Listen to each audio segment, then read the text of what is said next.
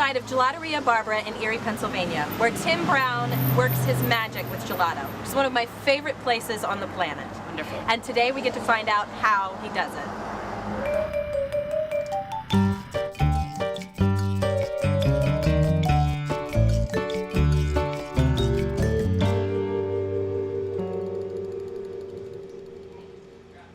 Mad Good. And here we are inside the lovely gelateria itself. This is Mr. Tim Brown. He is the owner and chef of the business. And before we start, for those of you that follow us, we always start off with a little drink, just to cheer the show and you know, to help us along too, because I mean, cooking is fun when you're drinking, let's admit it. And drinking is fun when you're cooking. And this is why we are interviewing this man. Okay, well, we are starting out with this wonderful Italian sparkling wine. Let me open this up here. We'll do a little cheers, and we are going back to the lab, as he refers to it, to see how this magic is done. Also, just as a side note, I learned a long time. Cut. I refer to this as a sparkling wine because I have learned that you can only call it champagne, or as some say, champagne, if it's French. Apparently the French started this, and so that's their whole deal. And so just a little side note there. I thought it was interesting. And a cheers, and let's go back and see how this man works. Chin chin. Cheers. Salute. Okay. All right, go ahead. Okay. When we work with gelato, it's food chemistry. So we have to be absolutely precise in what we're going to do. So we need to balance our formula. Our formula is really very easily. It's going to be our wine, more Prosecco, and I'm going to add a little Moscato to it, which is a sweeter wine, sugar, and then a stabilizer so that it stays smooth. So we're going to start out, let's measure out the stabilizer. Erica, here's the scoop. Okay. This is a stabilizer that I bring from Italy, especially for wine-flavored gelatos. Okay. Now you said this is the one that you use for ones with wines. You use different stabilizers for different flavors? Yes. Okay. And I think one of the biggest questions is, how is gelato different from ice cream? Because I know a lot of people are wondering that. Mm-hmm. Well, gelato is much lower in butter fat. What we're making today has no fat in it whatsoever. Excellent. Okay? By law, by U.S. federal law, to be called ice cream, you have to have a minimum of 10% butter fat in it. Wow. If you buy premium ice creams, you know, things like Ben & Jerry's or something like this, you're talking anywhere from 14 to 24% butter fat for some of the premium ones. Wow. So that's why it tastes so good. Well, it tastes different, let me tell you It that. does. Gelato has a much brighter taste in your mouth because the fat doesn't cover Absolutely. the flavor. That's true. Yeah. To me, the reason why I love Tim's Gelato so much is This is to me really he cool. finds the essence of whatever it is, whether it's chocolate or strawberry or pear. It is the most pear you can imagine, and that's all you taste is the pear. That's what it's supposed to be. Yeah, it's amazing, and that's why I can't eat it anywhere else. Almost there. Because I haven't found anybody else that can really do that. One of the things I've noticed at a lot of other places, Tim, is that a lot of times Right on. gelato ends up sort of gluey, Okay. and yours Yes. is never gluey. Yeah. That's, So why is that? What do you do well, different? we have the perfect balance between stabilizer and sugar and liquid. Okay. So do they just add too much stabilizer? Is that the problem? Usually, if they get carried away with it, they don't understand the chemistry that they're working with. You know, you want it stabilized, but you don't want it to be glued together. Right. Okay, so we're going to take our sugar and our stabilizer, and we're going to pour it into our machine right here. Now, earlier today we took and we sanitized the machine. We put bleach and water in the machine and ran it, Okay. and then let it just run. Okay, now we're going to turn this on.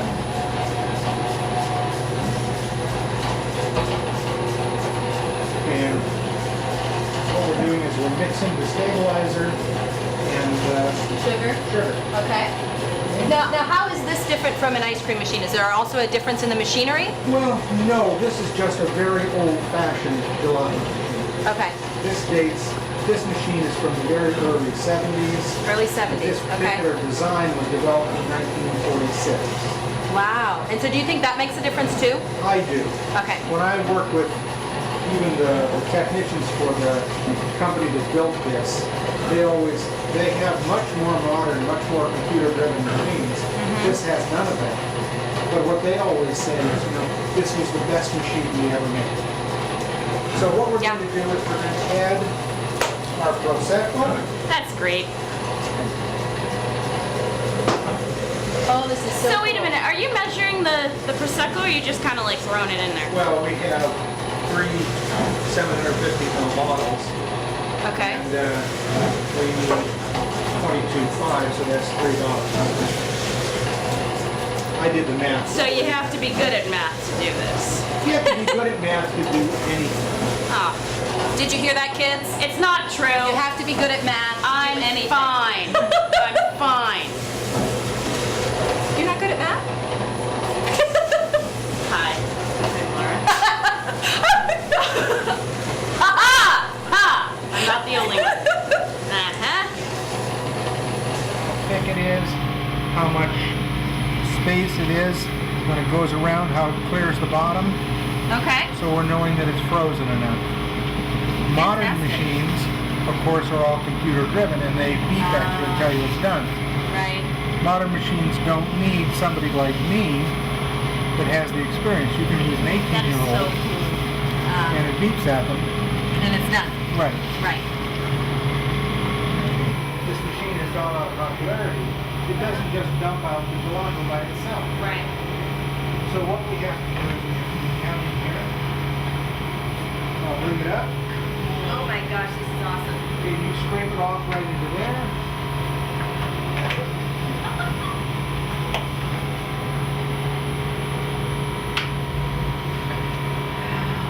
Oh, this is Spread it out a little bit. Spread it out. Will our tongue stick to the blade? Yes. Then we're really going to have some great video. I see. You want to try it first, huh? Actually, what we're going to do is we're going to be adults about this. Ah, dang it. I know. Okay, come. I'll take here? this. No. You can take that.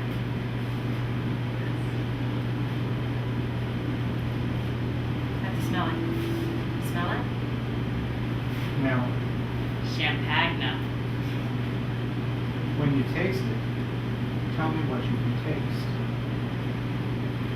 Oh my goodness. I taste lemon and the Just sparkling Prosecco. lime. Prosecco, anything else? Remember we put some Moscato in there.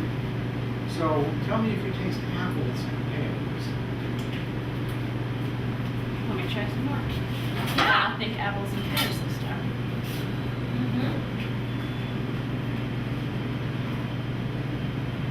Oh, that is lovely. That is just lovely. Completely delightful.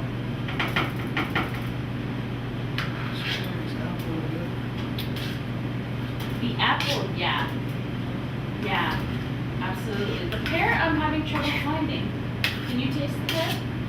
Right on the side of your tongue, back of your mouth.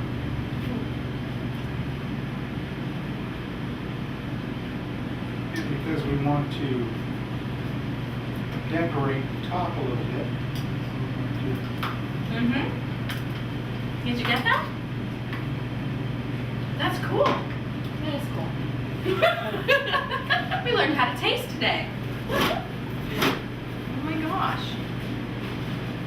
It is a lot fruitier than I expected. When we tasted it earlier, I didn't get all that Mhm. complexity. Why is that? you will taste an alcohol. Ah. Wow. Huh. Brilliant. It's fabulous. Really, really fabulous. As you can see, I keep thinking. Now, see, I wasn't even watching what you were doing because I was over here in La La Land. Yeah, we were. Oh, look, it's pretty now. Oh my gosh, look at this cool tool. It's a comb. That's sweet. Yeah, that's really cool. Okay. awesome. Could you use that for icing too on the cake? Yeah, it's pretty big for icing. You're really good at icing. Okay. Lovely. Now we need, Wonderful. we need to put it in the showcase. Okay. So one of you ladies grab it. I'll grab it. Okay. Down we go. There's an empty pan down there. We'll pull out the empty pan. You know, I'll never forget the first time I came in here, because the first time I came in, you said, "Have you ever been here before?" And I said, "No." And you said, "Then you have to taste them all." And there were 16 flavors that day. Yeah. And I tasted every single one.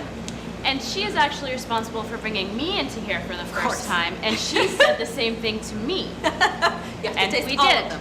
Yes. People think I'm nuts when I tell you that. I didn't know. I thought it arrived in heaven. Now, why is that so good? That's because there's sugar, strawberries, stabilizer, and water. That's it. It tastes a lot like just biting into a perfectly ripe strawberry. It absolutely does. Okay. So what did you learn today, Laura? I learned that I like gelato. Less is more. Oh yes. Yes. And also, I think one of the big takeaways is there's less butter fat in gelato, Yes. So it's better really, for us. Really good. so that you maintain the flavor. You get the essence of whatever the ingredients are. Mhm. The ingredients are key. Yes. Yes. Mhm. Okay. Cook, eat, drink. But always remember, make it mad good.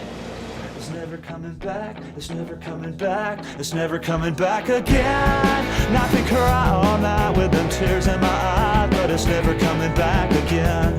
Well, just like you, I once had a do. It was standing on the top of my head. It was long, thick and strong. It was auburn with a touch of red.